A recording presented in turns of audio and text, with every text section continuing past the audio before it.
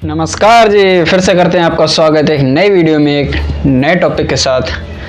चलिए फिर करते हैं स्टार्ट। टाइटल और थंबनेल देखकर आप समझ गए होंगे कि आज पूरी वीडियो में किस टॉपिक के ऊपर बात करने वाले हैं। तो चलिए फिर बिना किसी वक्त गवाए करते हैं अपनी वीडियो को स्टार्ट।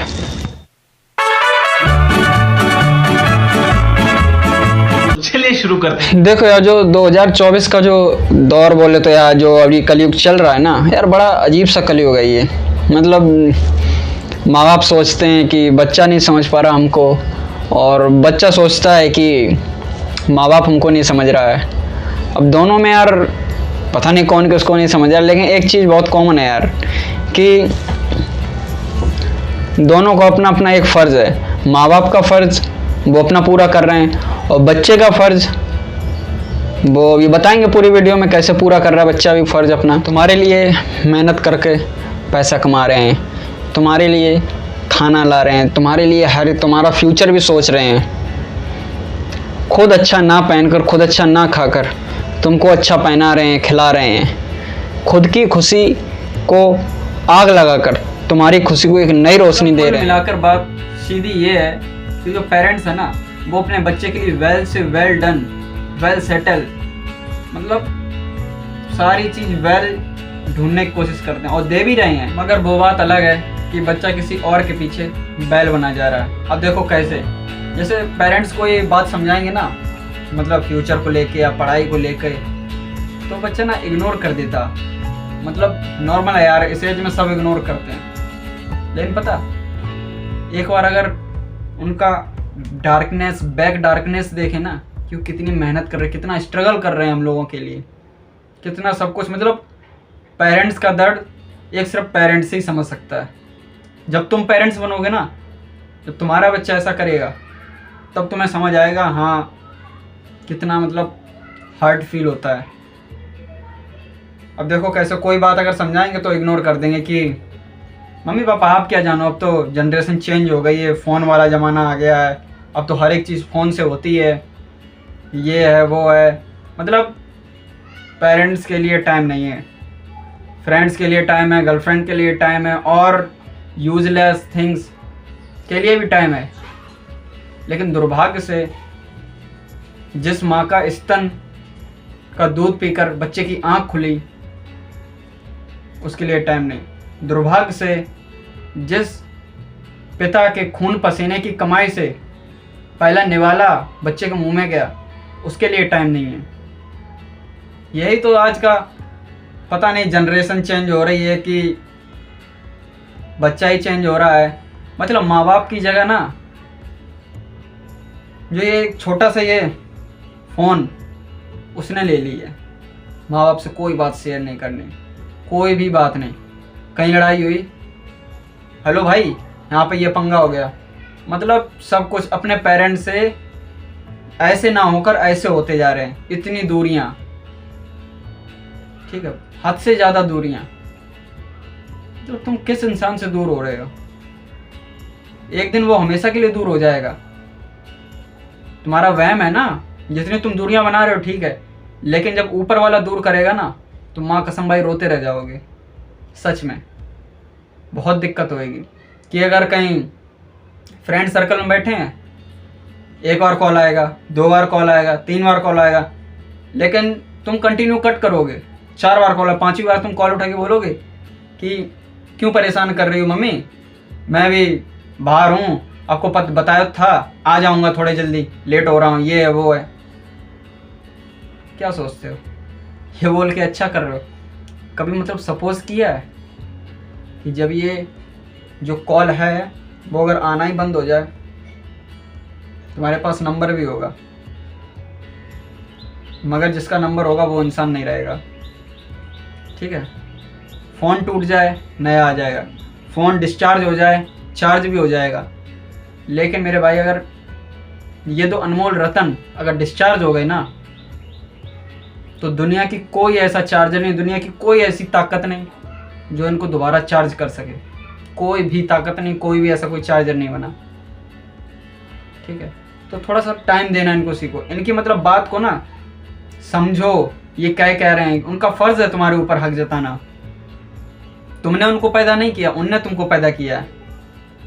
ठीक है, किसी थर्ड पर्सन के आने से पेरेंट्स की वैल्यू कम मत करो यार।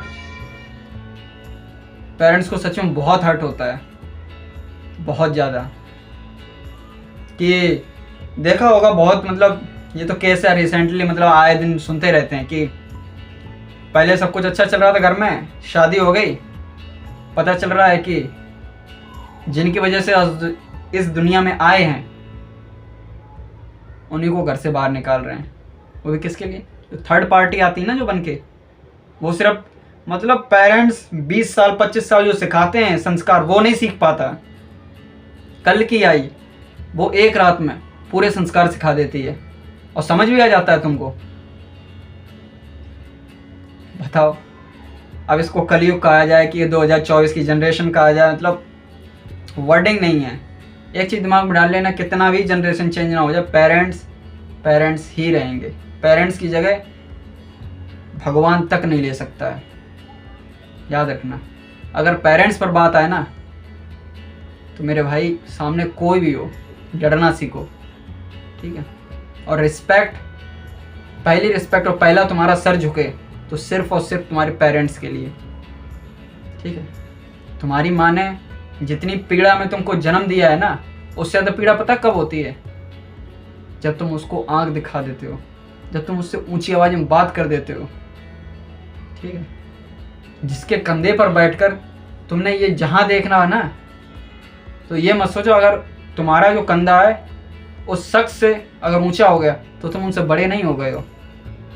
बाप बाप होता है और बाप का दर्द तुम नहीं समझोगे। मानते हैं थोड़ा हम लड़कों को पिता से लगता है डर, लेकिन मेरे भाई जब तुम खुद पिता बनोगे ना तब तुम्हें समझ आएगा। सामने कुछ और है, अंदर कुछ और है। सामने तुमको डांटेगा, मारेगा भी, तुम्हारे भले के लिए सब कुछ कहेगा। ठीक है, तुमको बुरा भी लगेगा, लेकिन तुम्हारा कभी बुरा नहीं चाहेगा। ठीक है, हम लोग माँ को आई लव यू बोल देते हैं, पिता को नहीं बोल सकते आई लव यू। मैं खुद नहीं बोल सकता, मतलब कोई भी नॉर्मल यार डर लगता है, क्योंकि इतना हम लोगों का अटैचमेंट नहीं है उनके साथ। ठीक है, अटैचमेंट क्यों नहीं है? क्योंकि अटैचमेंट तो वो उसके साथ हो गया ना, जब उससे जब फ्री होंगे ना तब तो उनके लिए अटैचमेंट बनेगा। ठीक है, मॉर्निंग में सुबह 7 बजे स्कूल जाना, शाम को वही या दोपहर में मान लो 2-3 बजे आए, फिर ट्यूशन चले गए। जो टाइम मतलब पेरेंट्स को देने लायक होता है उस टाइम में हम किसी और को टाइम दे रहे होते हैं। तो मेरे भाई पेरेंट्स ज़रूरी हैं, वो नहीं। वो चली गई दूसरी बन जाएगी। कुछ भी चीज़ खो जाए आ जाएगी नहीं, कुछ भी चीज़। लेकिन मेरे भाई 2 अनमोल रतन अगर ये खो गए ना तो तुम चाहे कितने ही पैसा वाले क्यों ना हो, नहीं खरीद पाओगे, नहीं खरीद पाओगे कभी भी इनको, याद रखना। और तुम्हारे पास अगर हैं ऐसे 2 अनमोल रतन तो मेरे भाई सेवा करो उनकी। ठीक है, तुम्हारे लिए वो सब कुछ कर रहे हैं। मानते हैं कुछ चीज़ें होती हैं जो नहीं समझ, लेकिन ऐसा नहीं है कि वो अनपढ़ हैं। जो तुम्हें पढ़ा रहा है ना उसे कभी अनपढ़ नहीं कहा जाता मेरे भाई। ठीक है, वो तुम्हारे लिए खर्चा कर रहे हैं, उनका हक है तुमसे सवाल पूछना, क्यों, क्या, कैसे, सब कुछ वो करेंगे क्वेश्चन। ठीक है, इसका मतलब ये नहीं कि उनसे दूरियां बना लो कि ज़्यादा रिस्ट्रिक्शन कर रहे हैं, ये है वो। नहीं भाई, रिस्ट्रिक्शन नहीं, वो तुम्हारी केयर करते हैं, तुम्हें कुछ हो ना जाए इस बात से डरते हैं। तुम 10 मिनट का बोलते हो, ठीक है, और लेट जरा सा भी हो जाए तो कॉल पे कॉल आने लगते हैं। क्यों? पागल थोड़ी ना कोई यार, इतना कौन फ्री बैठा है? तुम्हारी बाबू सोना भी नहीं कॉल करती होगी। तुम 10 मिनट का बोलोगे ना, वो कहेगी आने दो, चाहे आए चाहे ना जाए। ठीक है, इससे कोई फ़र्क नहीं पड़ता। तुम अगर अपने मम्मी या पापा से बोल कर गए हो ना बाहर 10 मिनट के लिए, तो मेरे भाई ये समझ जाओ कि 10 मिनट होते ही तुम्हारे पास कॉल आएगा, क्योंकि उनको यार टेंशन है तुम्हारी। तुमने उनको जन्म नहीं दिया, उन्होंने तुमको जन्म दिया है, वो समझते हैं दर्द उसका। ठीक है, सच में यार बहुत दुख होता है। इसलिए जो फ़ोन है ना, इसको अभी थोड़े टाइम के लिए साइड में रखो। थोड़े टाइम के लिए मतलब फ़ोन माँ बाप की जगह कभी नहीं ले सकता है। माँ बाप ही रहेंगे। मतलब माँ बाप को बड़ा दिखाने के लिए भगवान ने अपनी भी वैल्यू नीचे कर रखी है। माँ बाप से बड़ा कोई नहीं है। अब इस बात को अभी तुम नहीं समझोगे, इस वीडियो में कुछ होंगे महाशय जो बोर भी हो रहे होंगे, लेकिन मेरे भाई कभी सपोज किया है कि जब वो वाला दौर आएगा, वो एक ऐसा दिन आएगा जिस दिन ये दो अनमोल रतन तुम्हें हमेशा के लिए छोड़ के चले जाएंगे। सिर्फ इनका नंबर तुम्हारे पास होगा, फोटो होगी, बस, और कुछ नहीं होगा, कुछ भी नहीं होगा। तुम चाहकर भी तुम कुछ नहीं कर पाओगे, कुछ भी नहीं। तुम्हें लगेगा कि याद आएगी तो तुम रोओगे घुट घुट के। ठीक है, मेरे अब ये हैं तो उनकी रिस्पेक्ट, इनकी हर एक बात को सुनो, इनकी गौर करो हर एक बात को, क्योंकि माँ बाप अपने बच्चे को सिर्फ अच्छी शिक्षा देते हैं। ठीक है, ज़्यादा ज़्यादा टाइम स्पेंड करो, ज़्यादा टाइम नहीं बचा है। तुमको लग रहा है ना अभी तो बहुत टाइम है, ये है वो है, और थोड़ा बाबू सोना थोड़ा साइड में रखो, फ्रेंड सर्कल थोड़ा साइड में रखो, माँ बाप को टाइम दो। माँ बाप से बड़ा कोई नहीं है, ना तुम्हारा बाबू सोना, ना तुम्हारा फ्रेंड, याद रखना। ठीक है, कितना भी तुम्हारा भाईचारा हो, कितनी भी तुम्हारी बाबू सोना जान देने वाली हो, लेकिन माँ की जगह और पिता की जगह कोई नहीं ले सकता, याद रखना चाहिए। और अपने माँ बाप की ना तुम हर एक बात मानो, ठीक है, हर एक बात, क्योंकि अगर तुमने माँ बाप की बात को टाला ना तो नाश प्लस विनाश तुम्हारा पक्का है। मैं अपनी एक बात बताता हूँ, मैं जब 10th क्लास में था, ठीक है, तो थोड़ी वैसी वाली हवा हमको भी लग गई थी। तो पेरेंट्स को पता चला जब ये, तो यही बात एक समझाई कि देखो ऋतिक, हमारा फ़र्ज़ है पैसा खर्च करना, ठीक है, हम अपना फ़र्ज़ पूरा करेंगे, अपना फ़र्ज़ पूरा करेंगे, लेकिन तुम्हारा फ़र्ज़ है तुम्हारे फ्यूचर के लिए तुम खुद सोचो तुमको क्या करना क्या है। इन कामों में कुछ नहीं रखा है, ठीक है। तो मैं भी यार मतलब वही बात है ना, दिमाग था कि इग्नोर कर दिया कि यार उसको कैसे छोड़ दूंगा, मतलब उससे बात कैसे कम कर दूँ, ये सब मेरे माइंड में भी आया, तो मैंने उनकी बात को इग्नोर कर दिया। फिर जब मेरा एग्ज़ाम था, बोर्ड के एग्ज़ाम चल रहे थे, तो मतलब कल एग्ज़ाम है, शाम को भाई 5 बजे वीडियो कॉल हो रही है, कहीं नाइट में 2 बजे वीडियो कॉल चल रही है, ठीक है। सब किया है, हमने भी किया है और कर रहे हैं लोग, ठीक है। फिर पता है जब रिजल्ट जब आया ना, तो भाई नैया डूब गई मेरी, नैया डूब गई बिल्कुल। मतलब फेल नहीं, लेकिन उसको पास भी नहीं कहेंगे, क्योंकि मैं उससे ज़्यादा डिज़र्व करता था। लेकिन भाई बात है ना, जब पढ़ा नहीं है तो चाहे तुम 200 का नोट रखे आओ, चाहे कितने भी अगरबत्ती लगा के जाओ, जब भाई बुद्धि में कुछ होगा तभी तो कुछ लिखोगे ना। लेकिन बुद्धि तो रात में वीडियो कॉल में चल रही थी कहीं और, ठीक है। मतलब नैया डूब गई। फिर मेरे को उसके बाद रियलाइज़ हुआ यार कि काश अगर पेरेंट्स की अगर बात मानी होती तो शायद कुछ इससे ज़्यादा बेटर आता। चलो ठीक है, वो हो गया। और एक तुमको मतलब महाभारत तुमने देखी होगी, जो लास्ट में जो गांधारी पुत्र दुर्योधन वाला सीन याद है? मतलब जो गांधारी के जो 100 पुत्र थे, 99 वीरगति प्राप्त हो गए थे, एक बचा था कौन? दुर्योधन। तो दुर्योधन की माँ ने ना दुर्योधन को ये कहा कि तुम मेरे सामने वैसे आओ जैसे तुम्हारा जन्म हुआ था, मतलब नग्न अवस्था में। तो दुर्योधन यार बड़ा अचंभित हो गया कि यार कैसे। तो उसकी माँ ने पता क्या एक सवाल बोला कि तुम माँ के लिए बड़े नहीं हो गए अभी, तुम चाहे जितने बड़े हो गए, लेकिन माँ से तुम छोटे हो और माँ के तुम लाल हो, ठीक है। तो दुर्योधन ने बोला जैसे आज्ञा आपकी माता। तो वो जब जा रहे थे ना गंगा तट पे नहाने के लिए, तो बीच में हमारे श्री कृष्ण जी आते हैं, उनकी लीला रचाई हुई है सारी। तो कृष्ण जी जब उधर से दुर्योधन आ रहे थे नहा के, तो कृष्ण जी बोलते हैं कि दुर्योधन तुम इस अवस्था में जाओगे, तुमको लज्जा नहीं आएगी? तुम एक तो इतने जवान, एक तो इतने बड़े हो, और एक तो तुम युवा हो, इस अवस्था में जाओगे?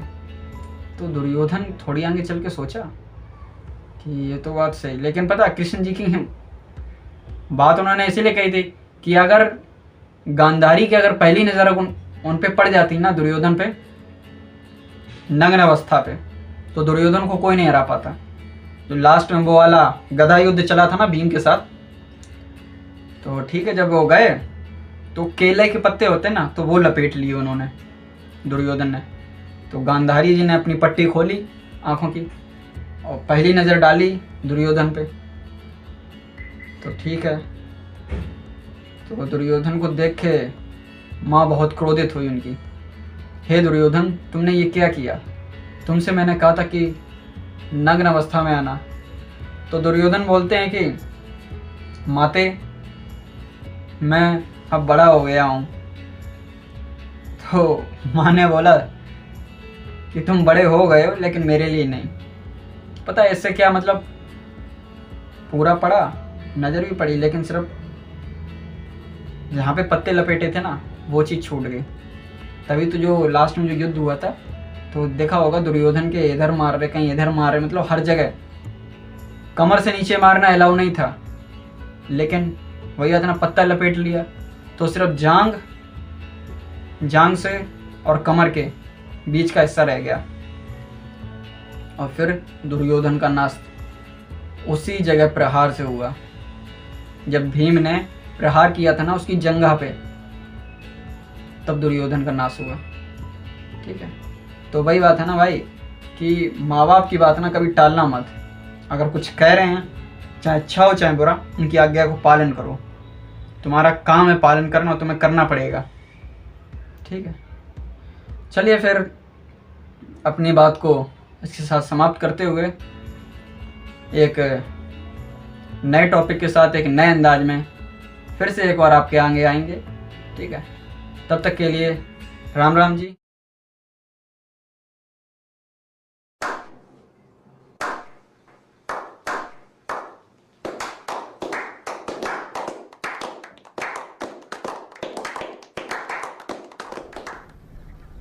Bye bye, tata, good bye.